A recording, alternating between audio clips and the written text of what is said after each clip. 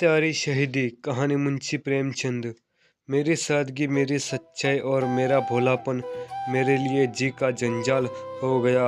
आज 4 सप्ताह हो गए यह मुसीबत मैंने स्वयं अपने ऊपर ओढ़ ली और अब इसमें पीछा छूटने का कोई उपाय नहीं दिखाई देता।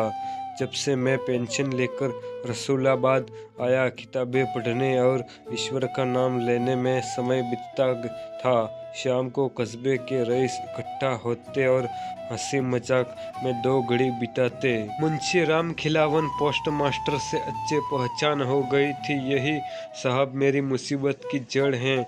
जब मैं पहल यहाँ आया तो मुंशी जी के सिर पर थोड़ा सा गंजापन था। आपके किसी दोस्त ने प्रेरित करके लाहौर के प्रसिद्ध दवाखाने इंडियन मेडिकल हॉल की बाल उगाने वाली दवा की शीशी मंगवा दी। यद्यपि आप पूर्णतः सहमत नहीं थे और संकोच से यही कहते थे कि अब इस अवस्था में गंजेपन की क्या चिंता करूं, तथापि 1 सप्ताह पश्चात ही 3.5 रुपये की वीपीपी आरटीपी और मुंशी जी ने अपने दोस्त की बात रखने को छुटा ली। कुछ महीनों के इस्तेमाल के बाद प्रभु कृपा से आपके सिर पर बाल उग गए। अब पोस्टमास्टर साहब इस दवा को बड़ी इज्जत की दृष्टि से देखने लगे और लोक कल्याण के लिए हर छोटे बड़े से इसकी चर्चा करने लगे। कोई आदमी एक पोस्ट कार्ड लेने गया तो अपने दवा की प्रशंसा का पौधा ही खोल लिया।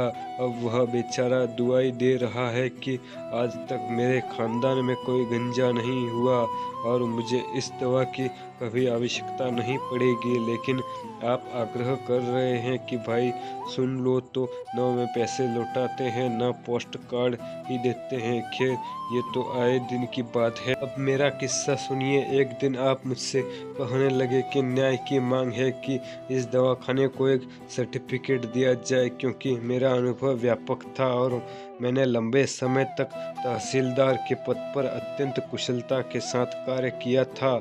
इसीलिए वे इस सर्टिफिकेट को प्रमाणित कराने के लिए मेरे पास आए। मैंने भी इससे एक महत्वहीन बात समझकर पूरा घटनाक्रम लिखकर उसके अंत में अपने हस्ताक्षर कर दिए। बस मानो उसी दिन से एक नई बला मेरे सिर पर आन गिरे। तो से कैसी मनहूस घड़ी थी कि आज तक इसके लिए पछता रहा हूँ। सर्टिफिकेट पहुँचते ही दवाखाने ने उसे लाहौर के सभी 2-2 पैसे वाले अरबखारों में मोटे मोटे अक्षरों में छपवा दिया और जुल्म यह किया कि उसके साथ साथ मेरा पता भी दे दिया। बस साहब, मैं भी उसी दिन से इश्तिहारबाजी को मानने लगा।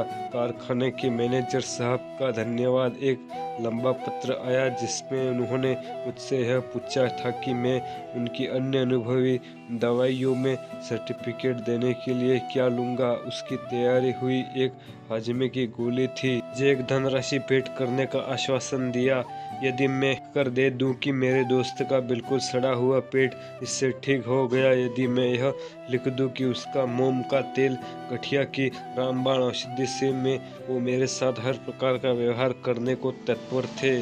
जिस प्रकार मैनेजर साहब ने लिखा था उससे ऐसा लगता था कि यदि मैं यह लिख दूं कि उनका मंजल प्रयोग करने से एक बुढ़िया के 18 वर्ष से गिरे हुए दांत पुनः निकल आए तो वे मुझसे अपने कारखाने का साझेदार ही बना देंगे। वे इसे मेरा कर्तव्य समझते हैं कि मैं उनके केश रंजन की 1 दर्जन शिष्य अपने आत्मीय मित्रों को प्रयोग कराकर उन्हें इसके लाभ की सूचना दूं। लेकिन मुझे इन सब सेवाओं से क्षमा मांगनी पड़ी। केवल यही नहीं, दूसरे दवा विक्रेताओं ने भी मुझ पर कृपया की। मोहम्मद अफजल एंड सन्स ने बाल उगाने के पाउडर की 6 पुड़िया मेरे पास इसीलिए भेजी कि यदि मेरे कुछ और दोस्त गंजे हो तो वे इस सब दवा का प्रयोग करके देखें। 2 सप्ताह में ही उसके बाल उग आई। स्वदेशी केमिकल वर्क ने रजिस्टर्ड ट्रेडमार्क वाली गोलियां पेड पार्सल के द्वारा भेजी और बहुत अनुरोध किया कि मैं उनका प्रयोग करूं। भगवान न करे यदि पोस्ट मास्टर साहब के बाल फिर कभी गिर जाएं तो इसके प्रयोग से बिना बरसात की प्रतीक्षा किए बाल पुनः उग आएंगे और फिर कभी नहीं गिरेंगे। इस दावे के परिणाम स्वरूप 100 रुपये का वंचित पुरस्कार भी लिफाफे में साथ ही भेज दिया गया और इसके अतिरिक्त और बहुत से छपे हुए सर्टिफिकेट भी साथ में थे। रेलवे पार्सल में बहुत से इश्तिहार और दीवार पर चिपकाए जाने वाले 600 पोस्टर अलग से आए। इन सब बातों से पता चला कि श्रीमान जी ने मुझे अपना जानरेरी एजेंट समझ लिया है। जरा यह उदारता तो देखिए, अपने मेरे दोस्त माध्यम से जाने वाले ऑर्डर पर उचित कमीशन का भी वादा कर लिया। 50 वर्ष से बालों के संबंध में हर प्रकार का कार्य करने वाले बाल जिया कंपनी ने भी अपने तेल की 1 दर्जन नमूने की शीशियाँ भेजी, जिससे मेरे दोस्तों के बाल समय से भी निकल आए। अधिक प्रचारक कंपनी जालंधर ने एजेंट स्वयं कष्ट उठाकर मुझसे मिलने आए और अपनी दवा की 4 डिब्बियाँ दे गए कि मेरे दोस्त तथा परिचित में जो गंजे शेष रह गए हों उन पर इस दवा का प्रयोग कर देखा जाए। मतलब यह कि मैं कृपाओं से इतना परेशान हुआ कि मैंने लाहौर के दैनिक अखबारों में छपवा दिया कि अब मेरे कोई दोस्त गंजे शेष नहीं रहे और इसीलिए अब मेरी कोई साहब अपनी मूल्यवान दवाइयाँ मेरे पास परीक्षा के लिए नहीं भेजने का कष्ट करें। लेकिन इस पर भी मुझे छुटकारा न मिला। वास्तव में जितने प्रकार के पत्र मेरे पास आए, यदि मैं उन सब की नकल करूं तो एक भारी भरकम किताब तैयार हो जाए। मैं विश्वास के साथ कह सकता हूं कि जिस दिन से पोस्टर साहब के गंजेपन के अनुभव का अखबारों में प्रकाशित हुए, तब से इस कस्बे की डाक चौगुनी हो गई है। कन्याकुमारी से लेकर हिमालय तक का कोई भी गंजा न बचा होगा जिसने पोस्ट मास्टर साहब के गंजेपन और स्वदेशी मेडिकल हॉल की दवा के संबंध में मुझे कम से कम 2 पत्र न लिखे हों। उन हजारों पत्रों से मुझे गंजों का ऐसा अनुभव हुआ कि यदि किसी समय गंजों पर कमीशन बैठा तो मुझे विश्वास है कि वह मेरी ही अध्यक्षता में बनेगा। एक सज्जन ने बहुत प्रेम प्रदर्शन के पश्चात जिज्ञासा की कि क्या पोस्ट मास्टर साहब जन्मजात गंजे थे। दूसरे सज्जन का जानना चाहते थे कि क्या उनका गंजापन वंश परंपरा से चला आता है और यदि ऐसा था तो वह उन्हें दादा का या नाना किस प्रकार से उत्तराधिकारी मिला और यह उसके खानदान की महिलाओं में तो गंजापन नहीं होता। अंग्रेज डॉक्टर कलकत्ता में बालों के संबंध में प्रयोग कर रहे थे। उन्होंने अंग्रेजी में एक चिट्ठी लिखी भेजी जिसमें सिर का एक नक्शा भी बना हुआ था। पोस्ट मास्टर साहब के जो बाल गिर गए थे उन नक्शे में उन्हें पूरे करने का निवेदन था। गंजेपन के स्थान के किनारे पर कितने बाल छोटे होकर रह गए थे, प्रतिदिन कितने बाल गिर करते थे और कितने बाल बीच से टूटे रहे थे, ये डॉक्टर साहब बालों के संबंध में एक पुस्तिका लिख रहे थे। उनके लिए उन्हें इस प्रकार की एक जानकारी की अत्यधिक आवश्यकता थी। मैं उसके उत्तर लिखने का प्रयास करता तो अवश्य संभावित था कि मेरे परिजनों को उपचार हेतु मुझे आगरा के लिए चलना करना पड़ता। जिला झांसी के एक सज्जन ने पूछा कि क्या ये वही मुंशी राम खिलावन हैं जो उनके कस्बे में सन 1822 में पार्सल बाबू थे। उसके भी गंजापन था और यदि वे यही सज्जन हो तो अभी तक उनके जिम्मे बकाया 15 दिन का मकान का किराया, जो कि ₹1.25 रुपये के हिसाब से 10 आने होता है, वसूल करके डाक द्वारा दस्ती भेज दूं। पारस से एक सज्जन ने पूछा कि इन मुंशी जी ने नाखून भी थे या नहीं, यदि नहीं थे तो बालों के साथ साथ नाखून भी निकले या नहीं। एक पंडित जी ने कृपा पूर्व लिखा कि जब ईश्वर ने उन्हें बाल नहीं दिए तो ईश्वर इच्छा के विरुद्ध बाल उगाने की क्या आवश्यकता थी। आप समझिए कि इन बातों से ईश्वर बहुत रुष्ट होते हैं। दूसरे यह कि गंजा भगवान और पुत्रवान होता है, फिर मेरे दोस्त ने ऐसी गलती क्यों की। तीसरे यह कि अब तो जो हुआ सो हुआ, अब से इसके प्रायश्चित के प्रत्येक एकादशी को एक निर्धन ब्राह्मण को भोजन करा दिए करें और कभी ऊंट गाड़ी की सवारी न करें। रथ हकीर लखनवी ने मेरे दोस्त के बाल उगने की प्रशंसा में एक कसीदा लिखकर मेरे पास भेजा। हजरत नूर ने गंजेपन के हकीम से पूछा कि क्या जले हुए सिर पर भी पुनः बाल निकल सकते हैं। पटना के एक सज्जन ने तो हद ही पार कर दी, अपने विवाह का छपा हुआ निमंत्रण पत्र और जन्मपत्री ही भेज दी। अजीमाबाद में एक हकीम साहब ने लिखा कि यदि मैं 2000 रुपये उनके पास अमानता के रूप में जमा कर दूं तो वे अपनी अनुभूत दवाइयों के इश्तिहार दे और नफ़े में भागीदार बनाए। उन्होंने अपने घोड़े के बाल बहुत अधिक कटवा दिए थे। ऐसे एक सज्जन ने मुझसे उपचार पूछा कि कब तक बाल पुनः निकल सकते हैं और यह कि पोस्टमास्टर साहब की दवा से लाभ होगा या नहीं। डिप्टी चमक लाल साहब ने पूछा कि उनकी कुतिया के बाल गर्मी में गिर जाते हैं और जानकारों पर इस दवा का क्या प्रभाव होता है। एक सज्जन का बच्चा गलती से इस दवा को पी गया और इसीलिए उन्होंने मुझसे यह पूछा कि बच्चे के पेट के अंदर तो बाल नहीं निकलेंगे और उसका दम तो नहीं घुटने लगेगा। उन्होंने मुझसे सलाह भी मांगी थी कि यदि उसे बाल सफा की एक शीशी पिला दे तो ऐसा हो रहा ताकि बाल की निकलने के साथ साथ साफ भी होते चले। काम पूछे वालों वाले 1342 पत्र आए जिन्होंने यह पूछा कि क्या इस दवा से उनकी मूछें बढ़ जाएंगी। एक सज्जन को मूछों की कभी कारण पुलिस का एक पद नहीं मिलता था। उन्होंने बहुत अनुयायी विनय की कि जैसे भी संभव हो उनकी मूछों के लिए किसी भी मूल्य की कोई भी दवा देकर भेज दी जाए। 1000 नौजवानों ने पूछा कि क्या इस दवा के प्रयोग से उनकी पत्नियों के बाल कमर तक पहुंच सकते हैं। दूर दूर के स्थानों से हजारों आदमी मुझसे मिलने और मेरी राय मांगने आए। यह सच पूछिए तो उन सभी ने मेरी बोलती बंद कर दी। खाना पीना, उठना बैठना, मिलना जुलना, स्नान ध्यान सब हराम हो गया। मतलब यह कि जिस समय देखिए कोई न कोई सज्जन आए डटे बैठे हैं। जहाँ कहीं बाहर जाता वहाँ पर भी बला के मेरे साथ साथ ही रहती। एक बार की बात है कि मैं एक आत्मीय के विवाह में एक दूसरे शहर गया। वहाँ भी सारे शहर के गंजे मेरे दर्शनों की आए। सज्जन ने तार देकर मुझसे पूछा कि क्या मुंशी राम खिलावन साहब दवा का प्रयोग करने से पहले सुबह शाम दोनों समय अपना सिर पानी में धोया करते थे और यह कि वे दवा की मालिश किसी और नौकर से कराते थे या स्वयं करते थे। एक दिन मैं हजामत बनवा रहा था। मेरी नाक पकड़ते हुए नाई उस तरह साफ कर रहा था कि एक सज्जन दौड़ते हुए नाक आए और पता चला कि आप स्नान कर रहे थे कि आपके सिर से के 2 बाल हाथ में आए। बस फिर क्या था, उस समय से ही खाना पीना सब हराम है और इन होने वाले गंजेपन के भय से दुखी है। और मुझसे उपचार पूछने के लिए लगभग 200 मील से आ उपस्थित हुए और मुझे हकीम का विरुद्ध दे दिया।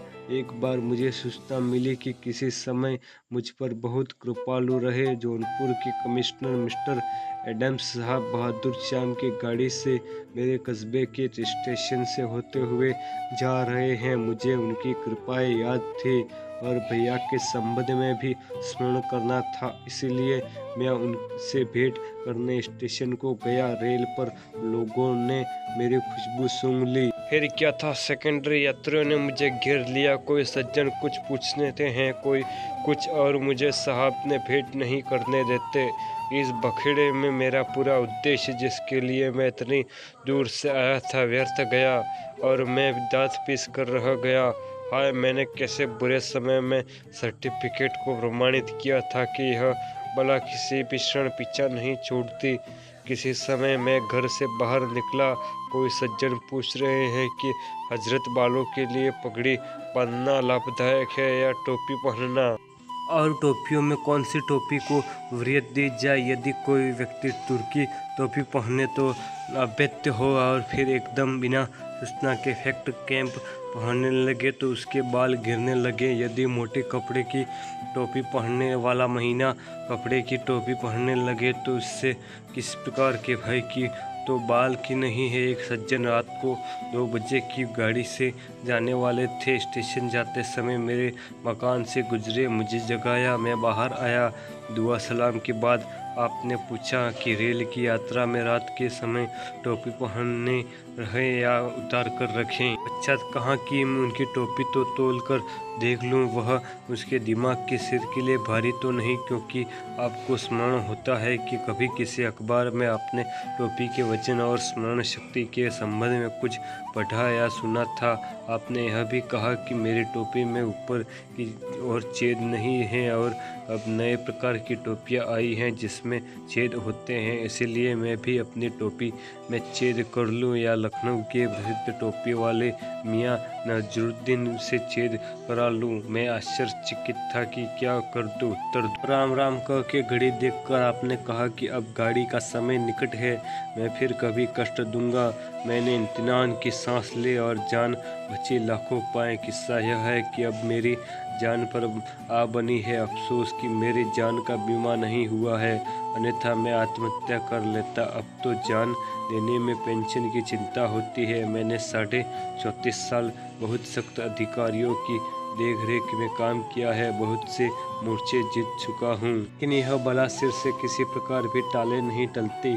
आह मेरी भला मानसता मेरे गले पड़ी और अब मेरी जान संकट में है। यह मुसीबत अब बिल्कुल असहनीय है। मैंने नौकर को बार बार समझाया और कहा और बर्खास्त कर देने की भी धमकी दी कि प्रत्येक व्यक्ति से पहले काम पूछ ले, तभी मुझे उसकी सूचना दे, और यदि उसके गंजापन हो या बालों की चर्चा करे तो उसे किसी मूल्य पर भी इस मकान में न घुसने दे, चाहे वह कितना भी आत्मीय क्यों न हो। लेकिन उस दिन मैं जब बैठने आया तो एक सज्जन 1 घंटे से डटे हुए बैठे मिले। आपने बहुत सम्मान के साथ प्रणाम किया और मेरा माथा ठनका, लेकिन मुझे चाहे अनचाहे में बैठना पड़ा। श्रीमान उठे और सब दरवाजे और खिड़कियां बंद करके धीरे से बोले कि कोई सुनता तो नहीं होगा। मैं घबराया कि यह व्यक्ति अवश्य ही मेरी हत्या करने आया है। मैं भी अपनी जान से ऊब चला था, फिर भी मैंने यह कहना आवश्यक समझा कि भाई ठहर जाओ, मैं अपने वसीयतनामे पर हस्ताक्षर कर लूं। कि उत्तर में उसने अपनी टोपी मेरे पैरों में रख दी और मुझसे वादा कर लिया कि मैं उसके किस्से की चर्चा किससे न करूं। इस शपथ सौगंध के पश्चात उसने अपने सिर से नकली बाल उतार डाले और तब मुझे पता चला कि उसके सिर पर एक भी बाल नहीं था। वह कहने लगा कि इस नकली बालों से उसे बहुत कष्ट होता है, लेकिन नौकरी के कारण वह ढोंग बनाया है और उपचार के लिए आपकी सलाह लेने आया हूँ। उसने अपनी जेब से एक हाथ से शीशा निकाल कर मुझे दिया, 2 रुपये भी भेंट किए और कहा कि इस दूरबीन से मेरा सिर देख बताइए कि कहीं यह असाध्य तो नहीं। मैंने उसको मुंशी राम खिलावन के पास भेजा और इस प्रकार इस अटल बला को अपने सिर से टाला। अब श्रीमान मुझको अफसोस के अतिरिक्त अपने भाग्य पर रोना आता है। ईश्वर की सौगंध अब कभी मुझसे ऐसी गलती नहीं होगी। मैं अपनी वसीयत में शर्त लगा जाऊंगा कि मेरे कुनबे में कभी कोई व्यक्ति किसी भी दवा को प्रमाणित न करे, अन्यथा ब्रह्मज्ञानी मित्र ईश्वर के बंदे को भी पागल बना देंगे। अब चाहे स्वयं हजरत ईसा मसीह क्यों न हो, लेकिन इस पापी से पुनः इसे प्रमाणित करने की गलती नहीं होगी। मुसीबत में मैं स्वयं अपनी मूर्खता से आ फंसा हूँ, उसे मैं मात्र लोक कल्याण की दृष्टि से सार्वजनिक कर रहा हूँ ताकि देश के अन्य निर्दोष व्यक्ति इस बला से सुरक्षित रहें। पोस्ट मास्टर साहब और दवा विक्रेताओं को भी इसके अतिरिक्त और क्या कहूँ, भगवान भला करे। शेष कृपा साहित्य कड़ी साक्षी की जब तक किसी प्रकार रस्ता पर लेखकीय प्रतिबंध आरोपित हुए हैं तक चंद लेखकीय नामों के अंतर्गत रचनाएं प्रकाशित कराने में संकोच नहीं किया गया। प्रेमचंद्र एक चंद नाम ऐसा भी है जिसके अंतर्गत उनकी प्रथम रचना उस समय प्रकाशित हुई जब प्रेमचंद के नाम की धूम मची हुई थी। यह पद्म नाम है बंदूक और इस नाम के अंतर्गत उनकी प्रथम कहानी जमाना की अप्रैल मई 1915 के संयुक्त कांश में इश्तिहारी शहीद शीर्षक से प्रकाशित हुई थी।